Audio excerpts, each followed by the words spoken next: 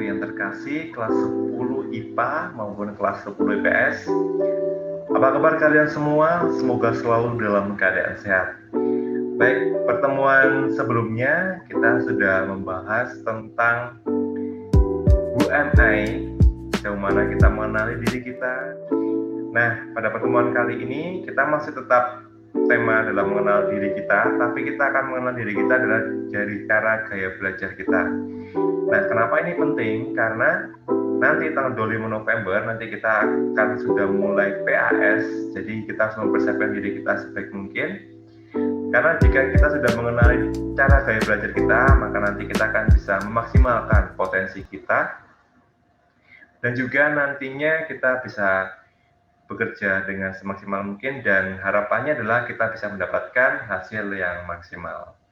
Baik, akan saya sharekan materi kita pada pagi hari ini.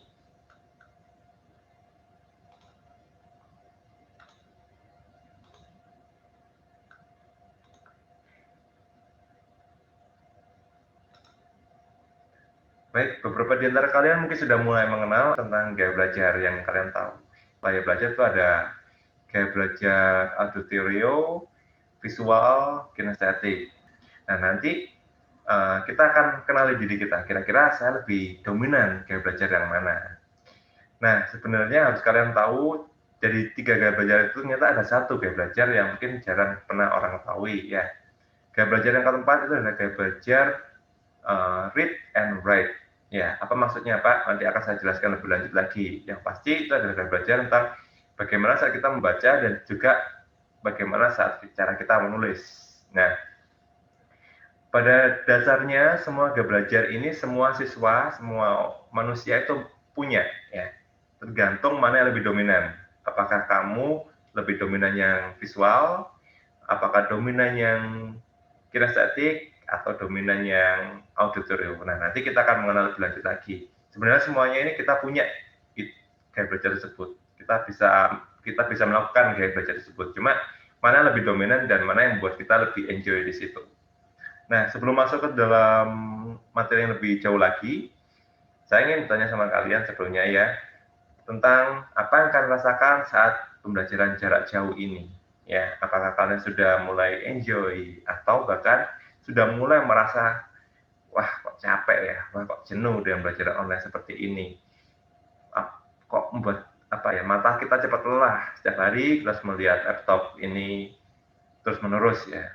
Dan selain setiap saat jam pelajaran pun juga saat sering-seringnya banyak tugas, kita sudah mulai lelah. Nah, memang pembelajaran jarak jauh ini adalah hal yang baru bagi kita semua, tapi mau tidak mau ini harus kita lakukan dan kita harus sedikit terbiasa.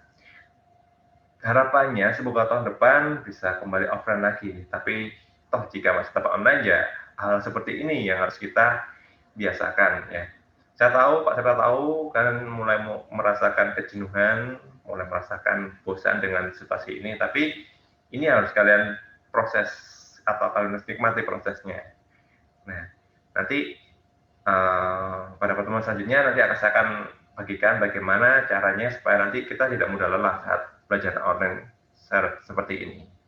Nah, ada beberapa pertanyaan yang bisa kalian refleksikan ya teman-teman ya. Nah, di sini pertanyaan pertama adalah bagaimana gaya belajarmu selama sekolah online ini? Apakah sudah pas, ataukah ingin dirubah gaya belajarnya, ataukah ingin dikembangkan lagi gaya belajarnya? Nah, nanti kita akan mulai melihat di sini, dan silakan kalian refleksikan diri kalian masing-masing. Kemudian yang pertanyaan kedua adalah, apa yang kamu rasakan dengan gaya belajarmu sekarang selama sekolah online ini? Apa yang kamu rasakan? Kamu merasa enjoy kah? Atau merasa pokoknya aku kurang pas ya dengan gaya belajar ini? Ini coba aku ubah gaya belajarku supaya nanti bisa lebih nyaman. Nah, apa yang kalian rasakan di sini? Kemudian yang pertanyaan ketiga, apakah kamu merasa ada perbedaan gaya belajar ketika sekolah offline dan ketika sekolah online? Nah, coba kalian refleksikan, kira-kira dengan perubahan sistem ini, apakah mengubah gaya belajarmu? Masih tetapkah atau sedikit berubah? Nah, silakan kalian refleksikan sendiri. Oke. Pertanyaan-pertanyaan ini yang mungkin sering ada di benak, terutama anak-anak Sinlui ya. Biasanya kita sudah merasa, aku belajarku sudah maksimal, bahkan bahkan mungkin sampai ngelembur-ngelembur juga. Tetapi kenapa saat ulangan kok saya nggak bisa? Dan saat ketika menerima materi kok saya kurang paham ya dengan materi yang disampaikan oleh guru. Nah, kemudian akan timbul pertanyaan baru. Gimana cara belajar yang efektif supaya nanti dapat hasil yang maksimal? Nah, ini tentunya adalah harapan dari anak-anak yang bersekolah di Senlui. Oke. Nah, kita akan mengenal apa sih pengertian gaya belajar itu. Nah, gaya belajar itu sebenarnya adalah sebuah cara ya, sebuah aktivitas. Dan itu harus yang sesuatu yang buat kalian enjoy, yang buat kalian suka dengan gaya tersebut. Kemudian tentunya gaya belajar itu adalah selain cara dan hal yang disukai itu adalah yang berhubungan dengan kegiatan berpikir. Nah, jika kita mau memilih kegiatan berpikir, maka kita tentunya pasti akan paham dengan istilah proses. Proses untuk apa? Proses untuk mengerti tentang informasi yang akan kita dapatkan. Jadi nanti saat kegiatan proses pembelajaran itu adalah sebenarnya apa yang bisa kita serap dari proses tersebut, dari proses pembelajaran tersebut. Nah, dengan gaya itu adalah semakin menekankan bagaimana kita bisa menikmati kegiatan berpikir yang merupakan proses untuk mengerti atau memahami informasi yang akan kita dapatkan. Oke, proses informasi itu seperti apa? Nah, ini yang saya gambarkan di sini, yang saya tampilkan di sini. Jadi proses informasi dan pembelajaran itu seperti ini, ya. Kita menerima informasi itu dari tiga sumber, itu melalui telinga, kemudian melalui mata, kemudian melalui sentuhan. Nah, melalui telinga, apa yang kita dengar, itu akan kita serap informasinya di otak kita. Kemudian apa yang kita lihat, dan apa yang kita sentuh, itu yang nanti akan diproses dalam bagian otak kita. Nah, dari tiga tersebut, itu yang nanti akan kita proses dan kita akan olah, supaya kita bisa memahami dan bisa mengerti dari proses informasi tersebut. Nah, teman-teman, anak-anak yang terkasih, jika kita mulai mengenal tentang proses informasi, kita sudah harus paham tentang kekuatan atau hebatnya otak kita ya teman-teman ya. Kenapa saya bilang hebat? Karena di sini gambar otak ini ada otak kita terbagi jadi dua, ada otak kiri dan juga otak kanan. Nah, nanti pertemuan selanjutnya saya akan jelaskan apa sih isinya, apa sih yang bagian dari merupakan otak kiri dan apa sih yang bagian dari merupakan otak kanan. Nah, yang saya katakan hebatnya yang merupakan ciptaan Tuhan adalah bahwa otak ini bisa menyimpan 1 miliar neutron yang informasi yang akan kita dapatkan setiap harinya. Ya, itu adalah kehebatan anugerah dari Tuhan kita ya. Bisa menciptakan kita dan kita bisa menyerap miliaran informasi yang kita serap setiap harinya.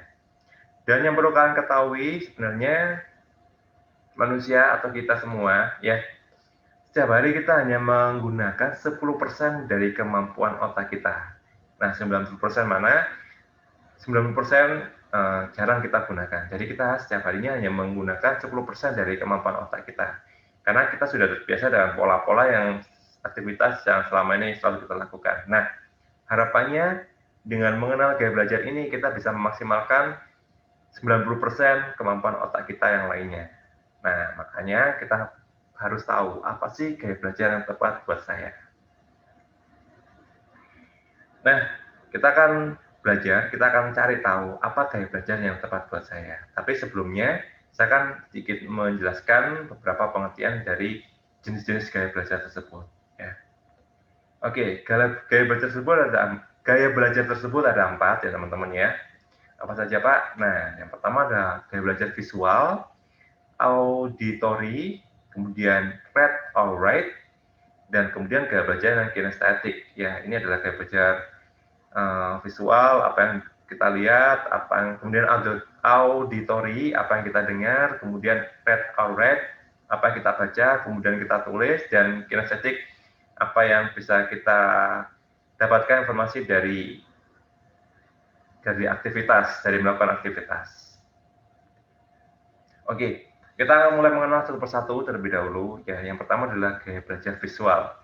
Jika memahami gaya belajar visual, maka identik dengan mata. Nah, mata ini adalah salah satu sumber informasi yang bisa kita dapatkan dari cara gaya belajar kita secara visual. Nah, dari mata ini kita bisa mendapatkan informasi dengan apa yang kita lihat. Nah, apa yang kita lihat dalam bentuk gambar, dalam bentuk diagram, dalam bentuk peta, poster, ataupun data dan teks. Nah, ini adalah gaya belajar visual. Kemudian, apa sih ciri-ciri gaya belajar visual itu? Nah, yang pertama, kalau kita memiliki atau dominan dengan gaya belajar visual kita, yang pertama adalah ciri-cirinya, kita lebih mudah mengingat dengan cara melihat. Jadi, ketika materi buku pelajaran apa, kita lebih mudah atau mengingatnya dengan melihat saja. Ya, kita bisa mudah dengan melihat saja. Kemudian kita lebih suka membaca daripada dibacakan. Jadi kalau kita sudah melihat, maka kita lebih suka membaca daripada dibacakan oleh orang lain. Kemudian biasanya orang yang memiliki gaya belajar visual, biasanya orangnya lebih rapi dan teratur. Jadi kalau misalnya melihat, ya karena ini identik gaya visual adalah yang apa yang kita lihat, itu sukanya melihat yang hal yang rapi dan suka hal yang teratur. Tapi kalau yang berantakan, itu biasanya membuat orang yang punya dominan gaya belajar itu membuat kurang nyaman atau kurang mendapatkan sesuatu yang bisa ditangkap dengan situasi yang suasana yang kurang teratur. Nah, kemudian biasanya tidak terganggu oleh keributan. Jadi meskipun kalau orang yang dominan gaya belajar meskipun kan kanan kirinya sedang ada kegaduhan atau sedang ada keramaian, orang ini nggak akan pernah bisa terganggu dengan situasi tersebut. Kemudian biasanya orang yang memiliki gaya belajar visual dalam mempunyai masalah untuk mengingat informasi secara verbal. Jadi jika kita memberikan informasi secara verbal yang menggunakan kata-kata itu biasanya agak susah untuk kita ingat. Nah, kemudian berikutnya bagaimana kalau kita dominan di gaya belajar visual? Apa strategi yang bisa kita lakukan? Nah, seperti ini ya teman-teman ya. Yang pertama adalah kalian tandai poin penting dalam teks. Jadi kalau kalian membaca kan materi yang akan kalian dapatkan di situ, silakan kalian tandai, entah itu dengan spidol warna atau dengan apapun. Yang pasti adalah kalian lebih mudah apa yang bisa kalian lihat di situ. Karena semakin kalian bisa menandai atau semakin bisa melihat dengan jelas, itu akan lebih mudah untuk kalian ingat.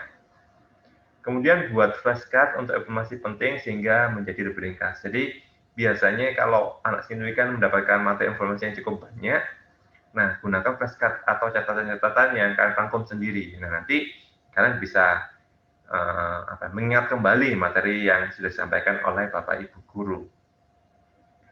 Kemudian batasi jumlah kata atau informasi sehingga mempermudah untuk membayangkan info tersebut. Nah, maksudnya apa, Pak?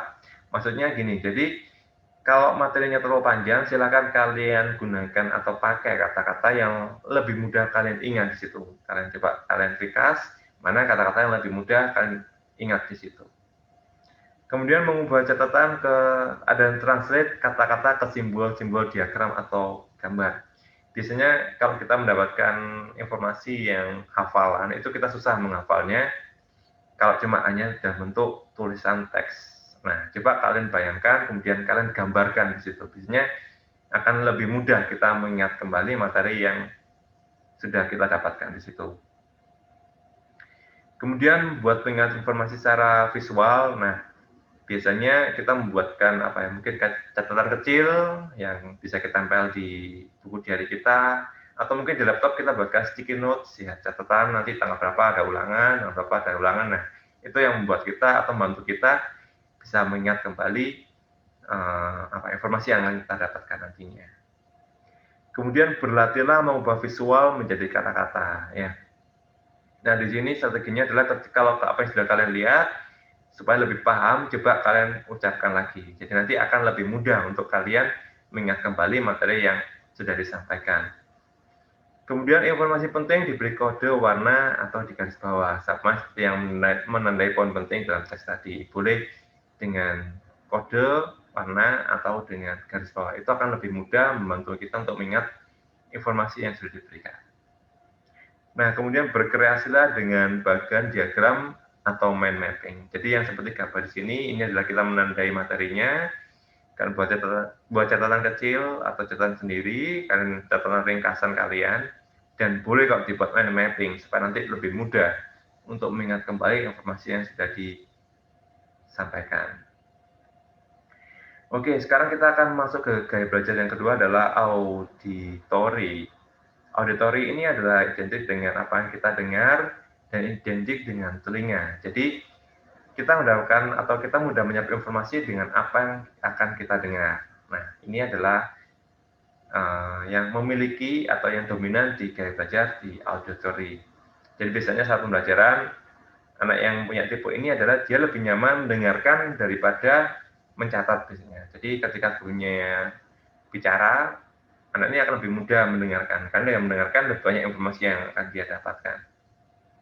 Nah, ciri-ciri gaya belajarnya auditory adalah dia lebih mudah mengingat dengan cara mendengarkan daripada melihat. Ya, jadi ketika saat guru berbicara, dia akan lebih mudah untuk mengingatnya.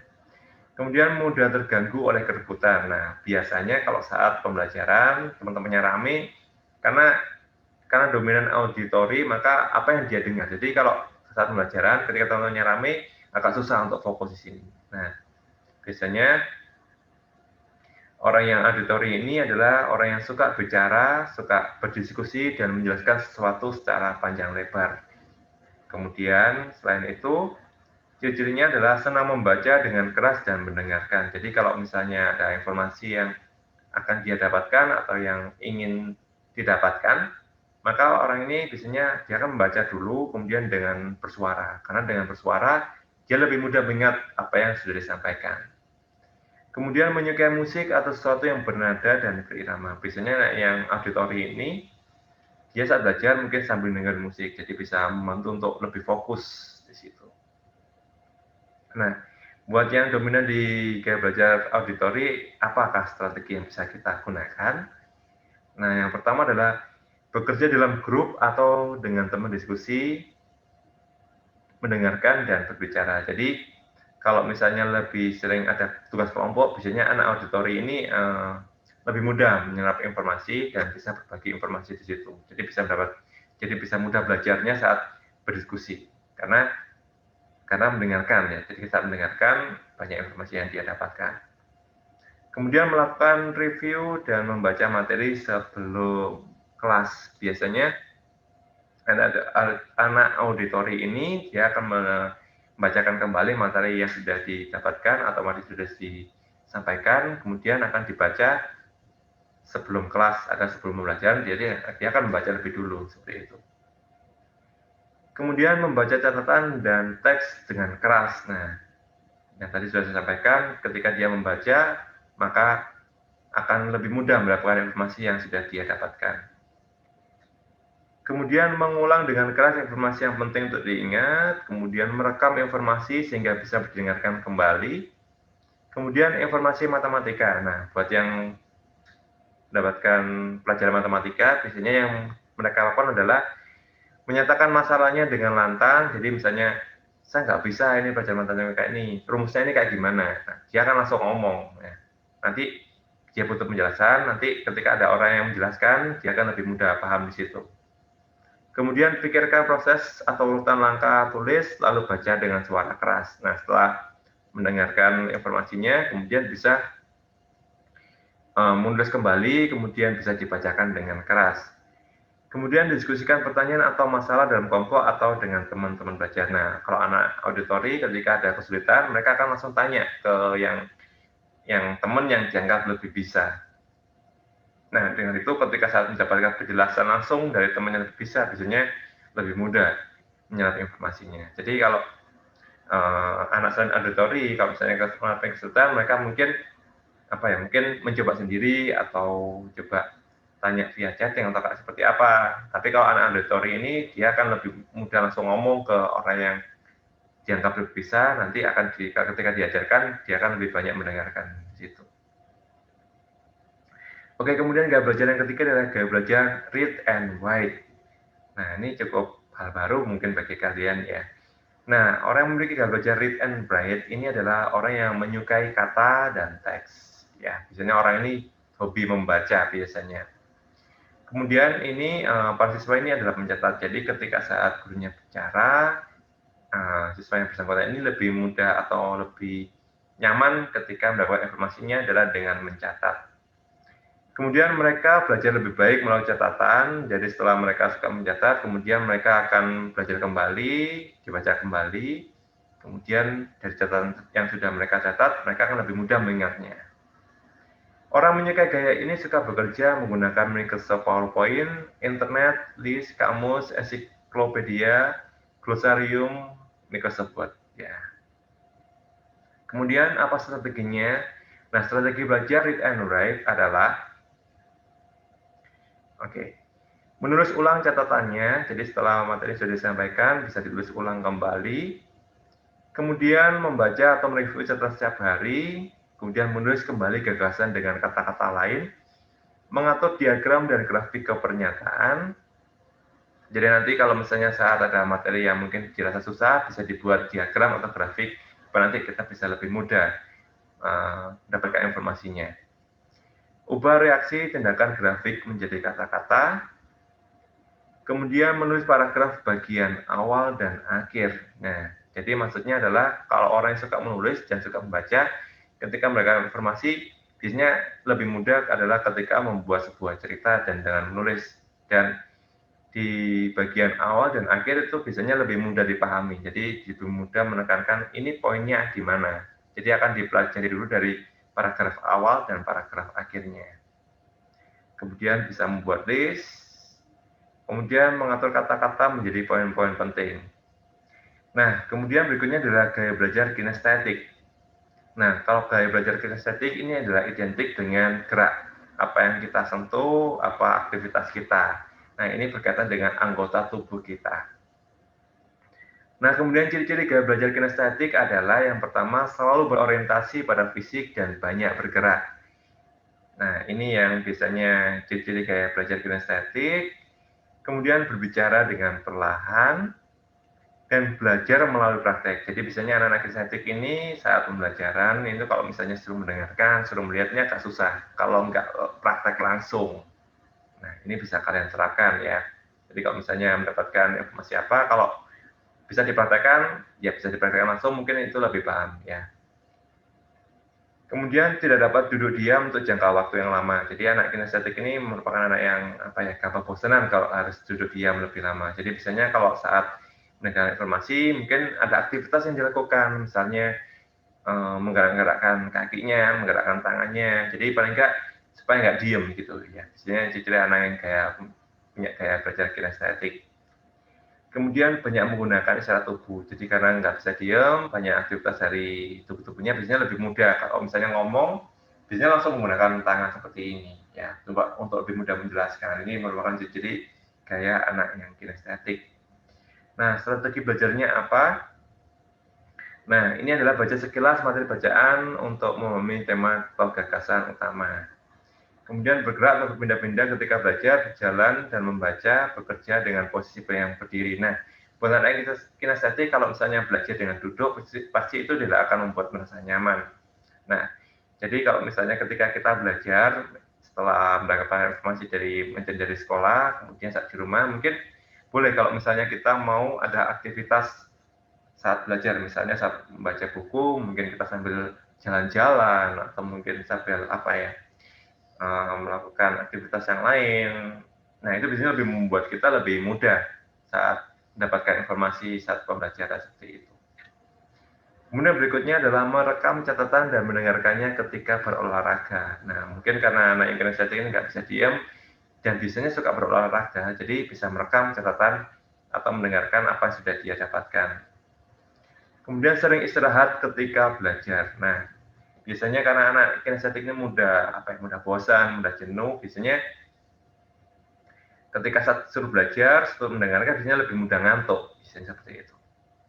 Kemudian mendengarkan musik ketika belajar. Nah, ini yang sering dilakukan anak kinestetik. Kemudian menggunakan model atau mengunjungi museum yang berhubungan dengan materi. Jadi anak kinestetik ini lebih mudah langsung melihat secara secara langsung daripada mendengarkan atau melihatnya secara teori. Nah, kurang lebih seperti itu materi gaya belajar yang sudah saya sampaikan, semoga bisa bermanfaat. Nah, setelah ini saya akan bagikan teks atau angket ya, supaya kita nanti mengenali apa gaya belajar kita. Nah, nanti silakan kalian kerjakan dan dikumpulkan hari ini juga sebagai bentuk apresiasi. Baik, sekian yang saya sampaikan, semoga materi bermanfaat dan tetap jaga kesehatan kalian semua dan Tuhan memberkati kita semua. Selamat pagi dan sampai jumpa.